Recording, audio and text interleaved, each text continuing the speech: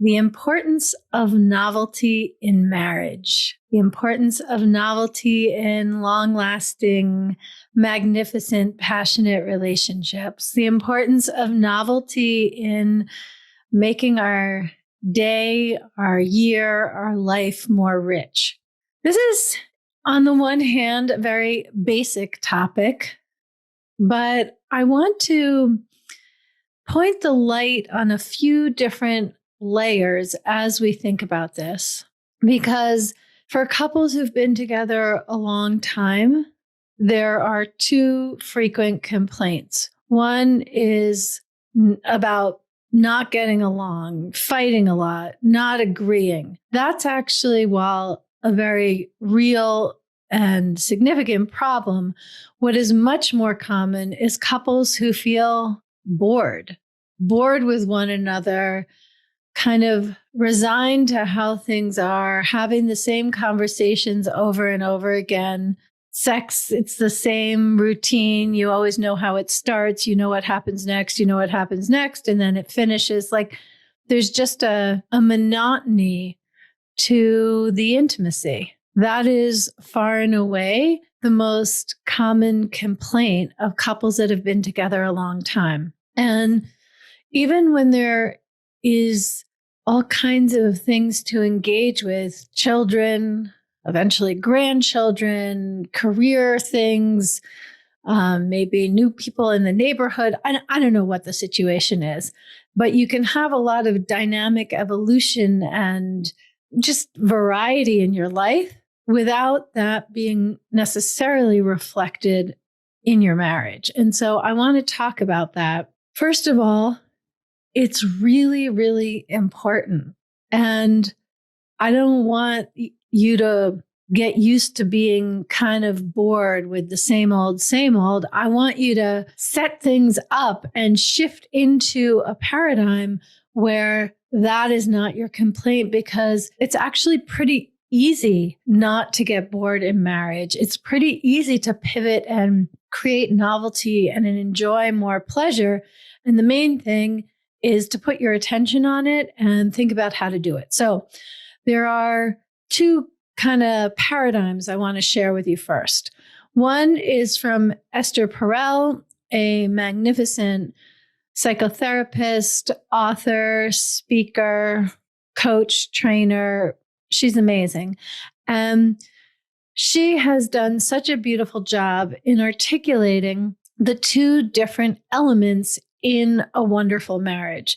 On the one hand, there's safety and security, comfort, familiarity, and let me just say again, safety and security.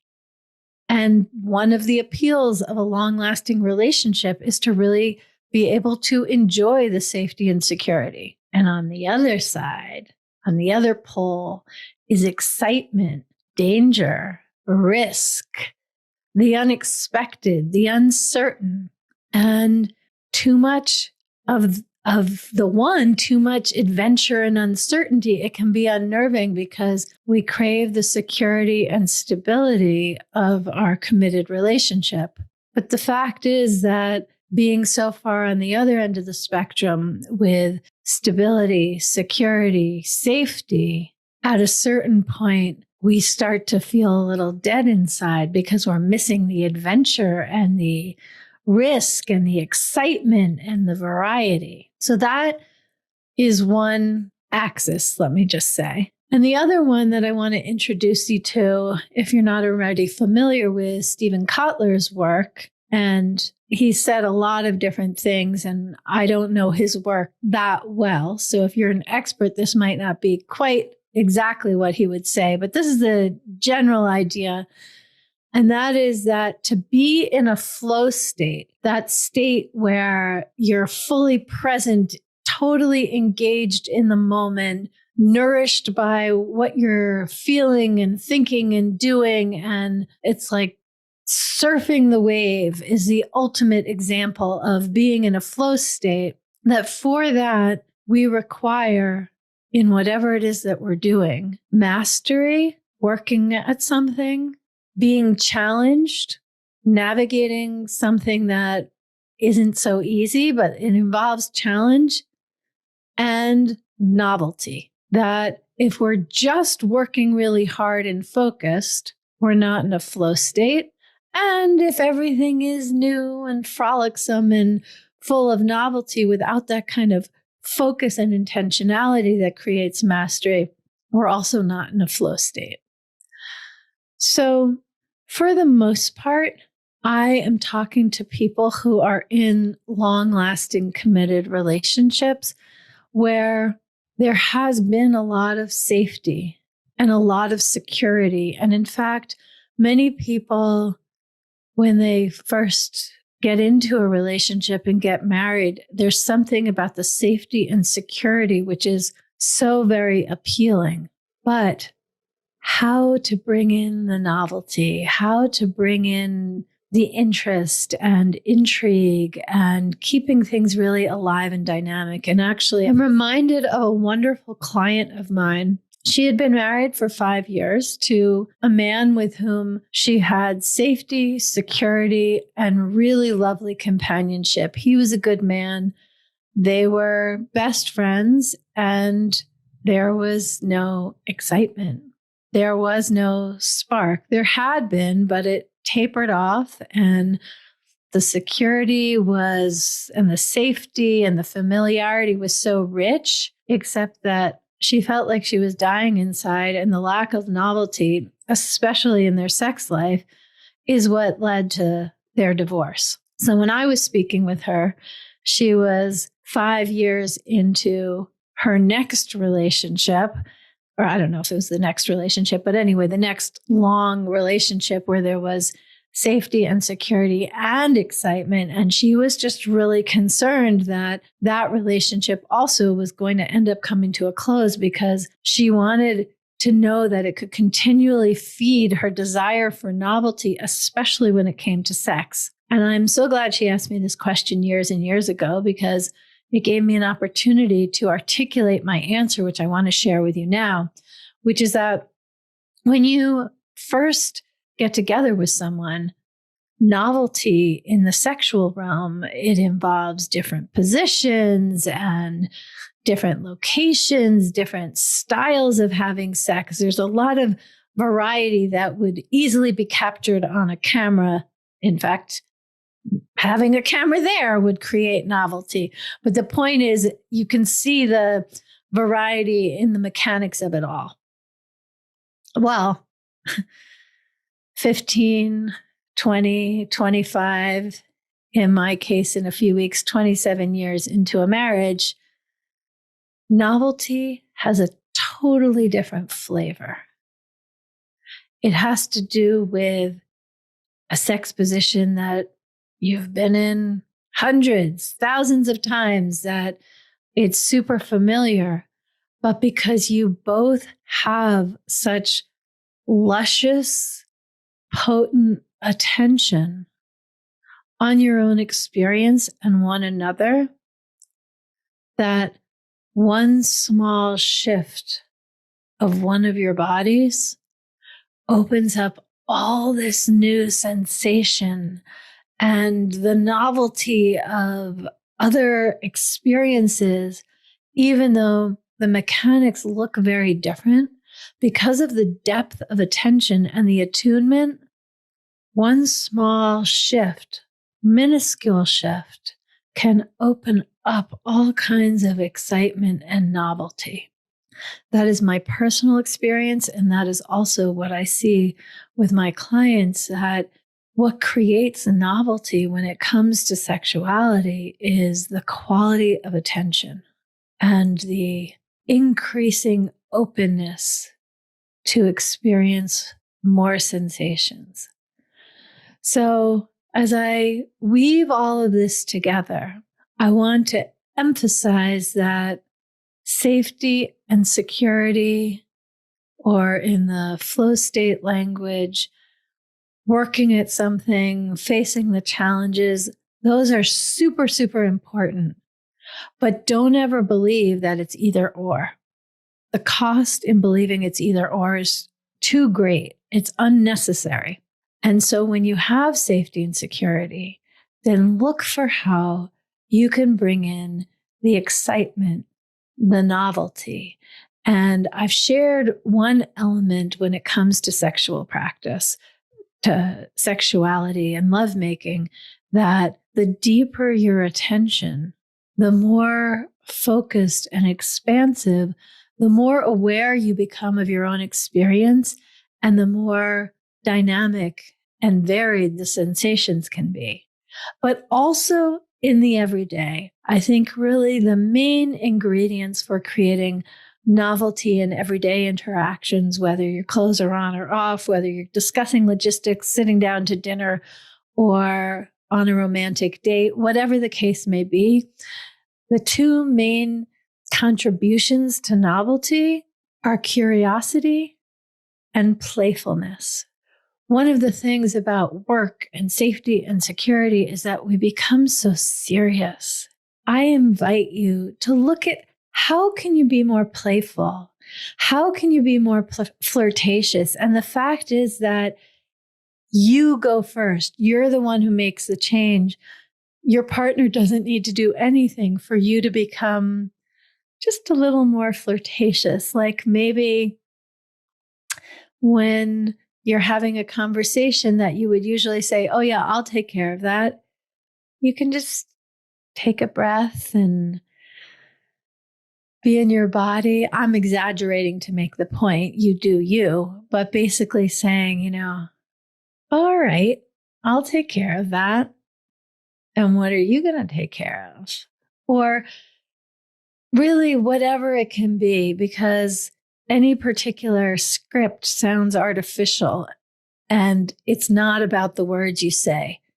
It's all in how you say it, in how you feel in your body as you say it, in where you look, in how open your heart is, in how flexible you are, both physically and emotionally and mentally. So what I really want to convey is that the most important ingredients to creating novelty and excitement and richness is curiosity, asking questions, being curious about your own experience as well, and being more playful, and always bringing more refined attention, especially to your sensual experiences.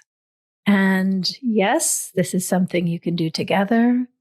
And yes, this is something you can do yourself, bringing a lighter, more playful energy. And if the way to do that is to get out some board games or put on some light music, like use whatever you want to help you get more in a kind of light, playful vibe. Because when you do, it brings novelty. It brings creativity. Maybe you dance with blindfolds on. Maybe you switch sides of the bed. Maybe you go for a drive and take turns choosing whether you go left or right. Like, it's not in any particular thing that I'm saying. It's in the vibe of playfulness and letting go of control and seeing what arises and allowing it to delight you. So that is my call to ways to bring more novelty in, my invitation to you to make sure you have enough variety and novelty for your marriage to feel like it's in a flow state, for you to feel this beautiful tension between safety and security and excitement and risk-taking and adventure. And whether that is something in the sexual realm or just in the everyday ways that you interact, maybe you do your hair differently, whatever it is that's going to inspire you to access a bigger range of your own humanity. That's the goal. Okay, here. Oh, I have been listening, and thank you so much for this, Dr. Stockwell. I'm fighting to open communication lines with my love. Oh, there's something so tender in that. Tell me a little bit more, and I'll be happy to respond. Dr. Stockwell, I have been receiving your emails and have valued every single one of them. I have been reading and listening today. This was very, very kind of you to have a free coaching or a free event. It's very complicated. And there's a confidentiality that I have to maintain because of the identity of my partner. I am in a remote area of BC, and my partner is halfway around the world.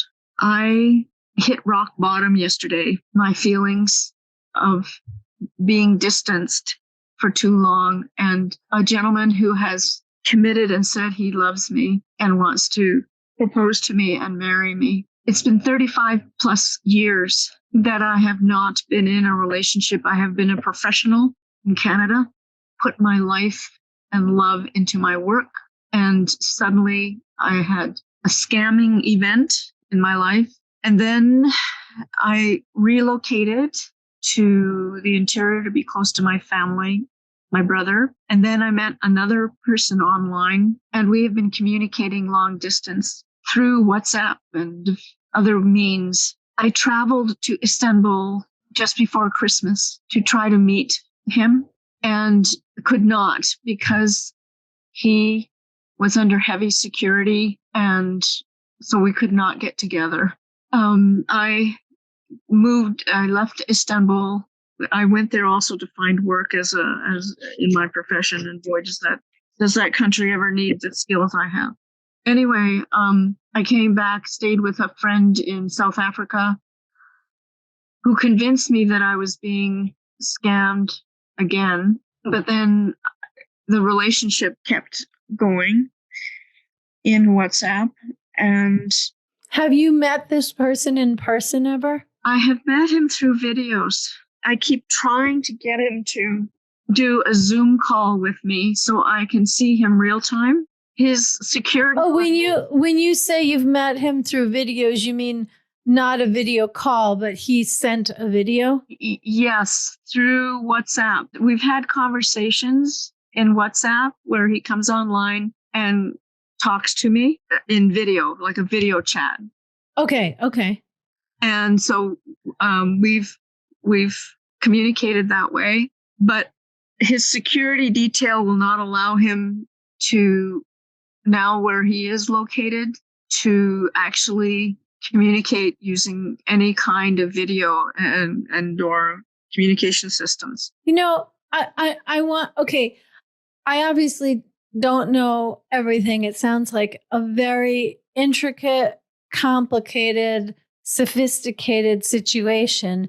And my question for you is, what do you want? I am prepared to relocate into a country where it is very difficult and be with him, to support him emotionally and physically, and all of those things that would be within a married relationship. He has already proposed to me online. He has purchased a property for us to go to. I own a property here where I am. It's currently under construction. But I want to know. I want a life with him. Okay, but how would you like me to serve you? I'm listening and I'm hearing there's so many complications in this.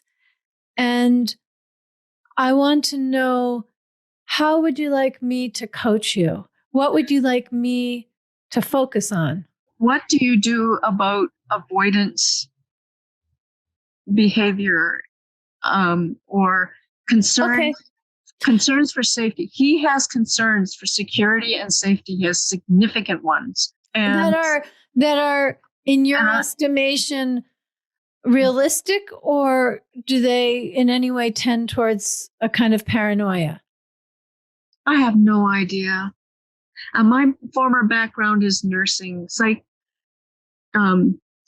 Is nursing. My first career was nursing and working in psych units, but I don't see that. I see a leader who is under heavy security detail and is okay. And based on what he has told you he does, that level of security and restriction makes sense to you. Some of it does.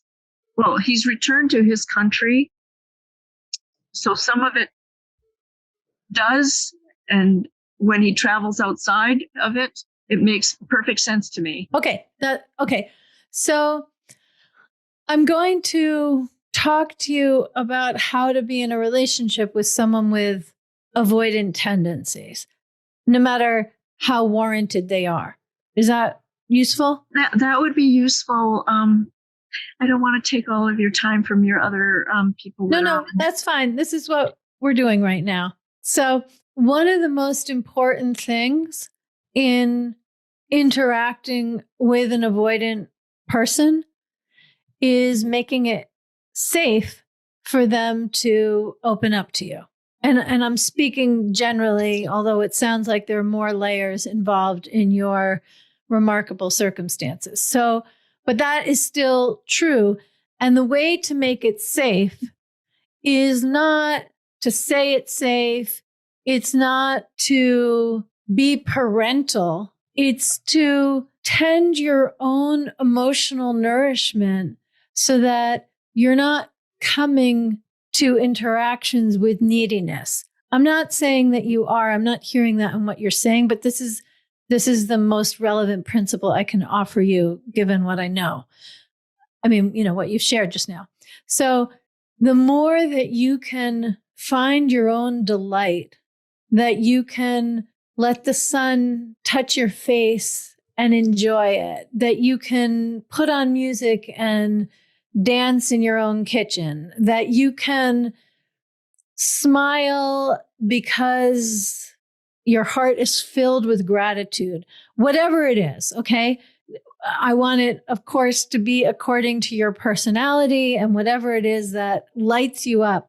But one of the most important things that the partner of someone who's avoidant can do and be is to bring their own joy, to not be overwhelming, but in a calibrated way, bring the goodness and an absence of neediness. That is what makes it safe to open. How does that land for you? Okay, I understand that. And I will do that. I am isolated. I'm isolated here. And it sounds really challenging, but I would encourage you to find other women, whether it's local or online. Like, create enough community for yourself that you don't need him for community, whether it's his personality or his circumstances or some intricate mix of both. He has a circumstance where he cannot offer community at this time. That's right. But you are thirsty for it. I am. So look where it's actually available. Thank you. You're welcome. And thank you for sharing your complicated, heart tender situation so that we could all learn from that. Thank you so much. Yeah, it is a difficult place to be in, where you have someone who's under security and a challenging place himself. Yes. And having your social nourishment come from a place where it's available will really shift how all of this lives in you. Thank you for your time. You're welcome. With that, I'm going to close today's session. I'll be back next week. If you have a request for a topic, definitely you can press reply to your email and let me know, and I'll be glad to see you then. Bye-bye.